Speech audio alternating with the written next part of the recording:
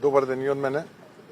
Задоволство и чест ми представува денеска што сум овде во Гевгелија на покана на Доне Андон, градоначалникот на општина Гевгелија. Ја користам оваа прилика да му честитам на Доне, на советниците, на дел од советниците од Советот се разбира, на администрацијата, за сето она кое што го прават овде во Гевгелија и за потребите на гевгеличани.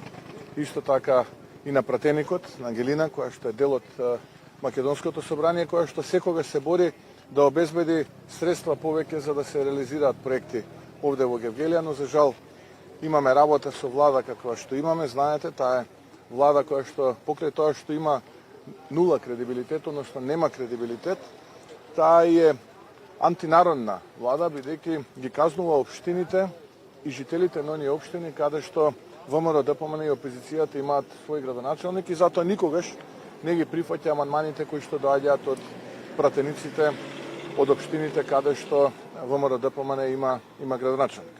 Секогаш е чест и задоволство да се биде дел од проект кој што ќе значи дополнителна додадена вредност во квалитетот на животот на граѓаните.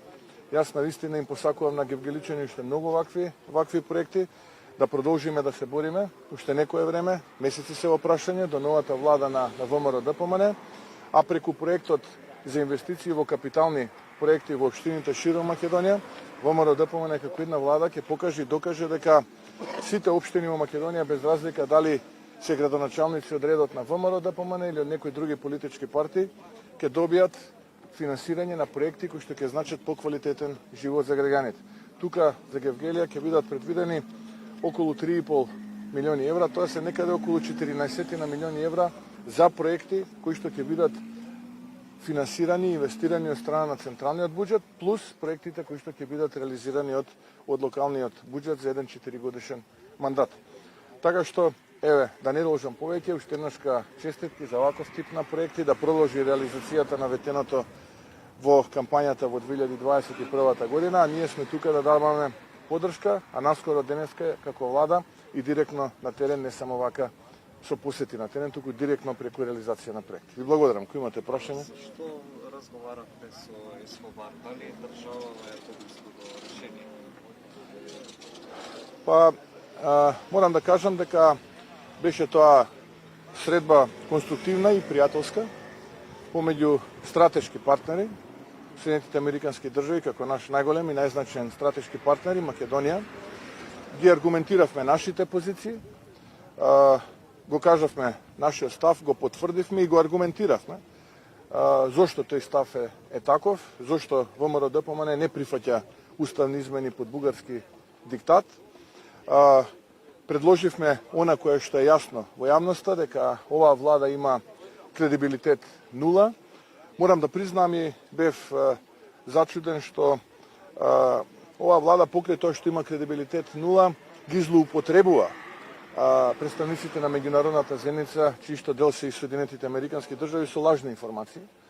И дел од тие лажни информации моравме да ги дебрифираме за време на состанокот и за време на следбата со господинот Ескобар и амбасадорот Ангела Агелер.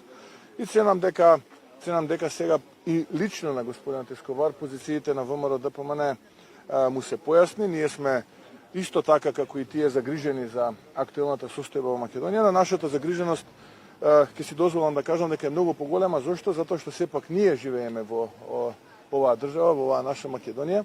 Го делиме секојдневието, се бориме да го промениме тоа секојдневие. И да, значајна ни е соработката со сите наши стратешки партнери, соработката со меѓународната заедница, но најголем приоритет има квалитетот на животот на нашите сограѓани и состојбата во која нашите сограѓани живеат во Македонија. За да тоа се промени на подобро, потребни се предвремени парламентарни избори, бидејќи оваа влада секако има кредибилитет нула и единствената платформа и единствената политика која што имаше, а тоа беше прифаќање на бугарскиот диктат, им се удри во зид, видовте, немаат 2/3, немаат 80 пратеника и не постои ниту една друга сврзна точка која што на нив би им била оправдување да останат ден повеќе таму каде што се.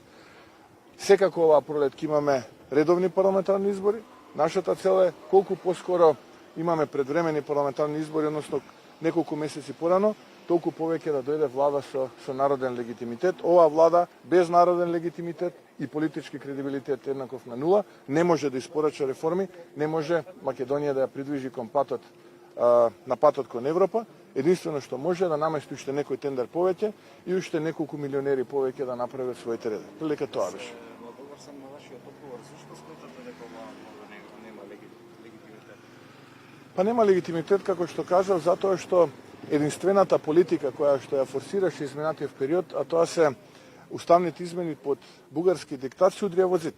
Видовте, јасно беше од гласањето на дневниот ред дека немаат 80 пратеника и кога видоа дека немаат 80 пратеника, откако беше исцрпена дебатата на начин на кој што му доликува на Талат Џафери, дивјачки, ја прекина седницата и сега не закажува продолжение, кршејќи го деловникот на работа на собранието, што само по себе представува кривично дело, морам да кажам.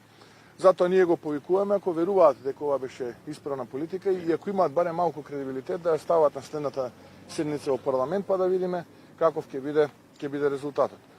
Не постои, како што кажав, ниту една друга политика која што е била сврзна точка и оправдување оваа влада да остане ден повеќе. Да ја спасиме и Македонија и граѓаните неколку месеци, затоа повикуваме на предвремени парламентарни избори што ќе се случат оваа есен. Власта не се откажува од солидарниот данок од успешните компании. Зашто сметате дека им се потребни овие пари? Можеби за предизборен потреб? Очигледно дека буџетот не се полни онака како што тие предвидуваат, посебно во делот на данокот за додадена вредност, затоа што состојбата во економијата е катастрофална, имајќи го сето тоа во предвид, тогаш тие што прават, тие удираат на оние кои што и до сега редовно и дисциплинирано си ги исполнуваат врските. Тоа се компаниите кои што работат и мака мачат да заработат за да можат да исплатат личен доход до вработените.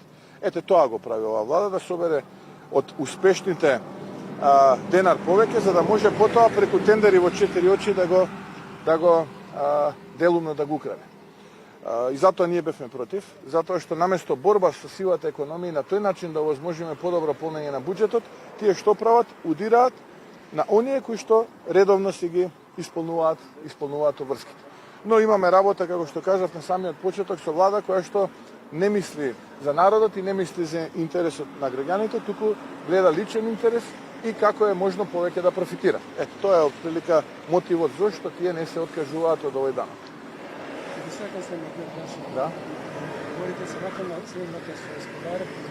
Обично на такви средби на Балканот знаат да бидат и пријатни и непријатни. Како е вашето впечатление? Како одеше средбата со господинот Ескобар и дали имате чувство дека тој ги разбра сосема вашите искажувања да ви спасобите? Па кажав дека е тоа пријателска средба помеѓу два стратешки партнери, се разбира, за нас најзначајниот, а тоа е на Соединетите Американски држави, но и Македонија не треба да се потцени значењето на Македонија за Соединетите Американски држави. Ние сме значаен партнер, стабилен партнер и ние како најголема политичка партија и како една влада ги аргументиравме нашите позиции. Позициите јавно се познати.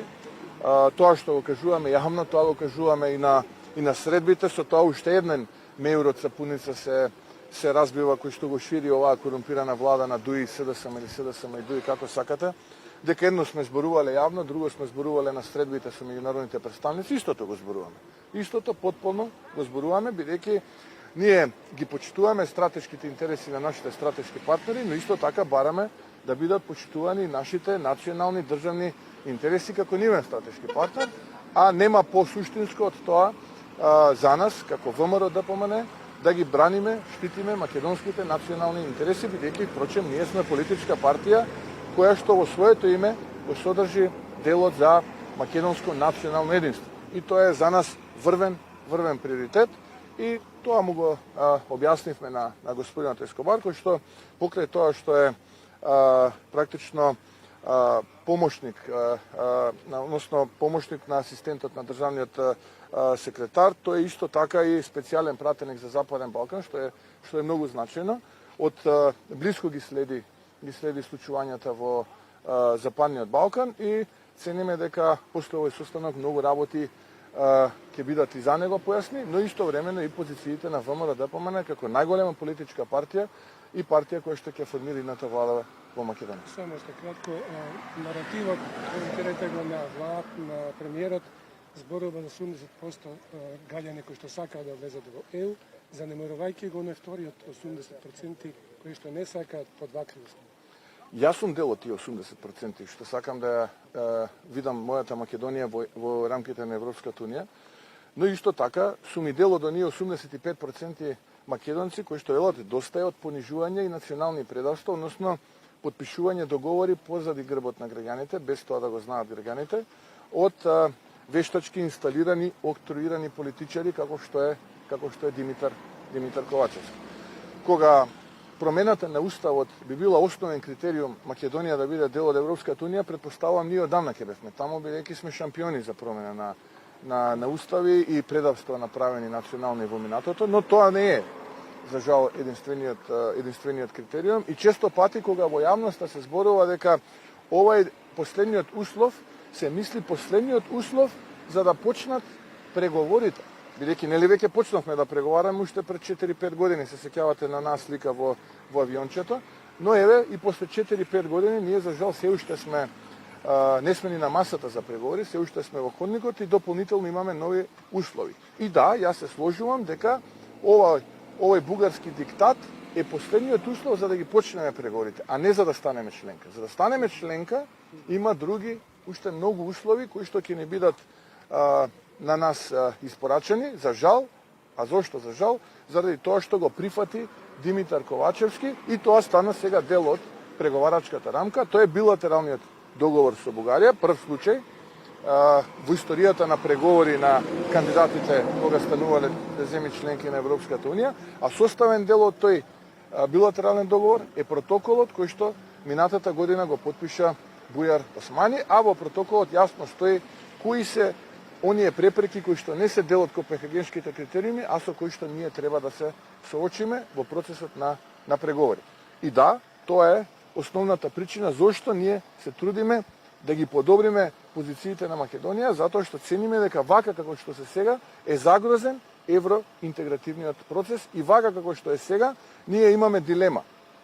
Не е дилемата со прифаќање на уставните измени дали сте за или против Европската унија. Ние имаме сега дилема дали ќе прифатиме да бидеме еден ден членка и асимилирани, да не бидеме македонци, или ова за што ние се бориме, достоинствено да чекориме кон патот до полноправно членство во Европската унија. Да, ви благодарам и на вас.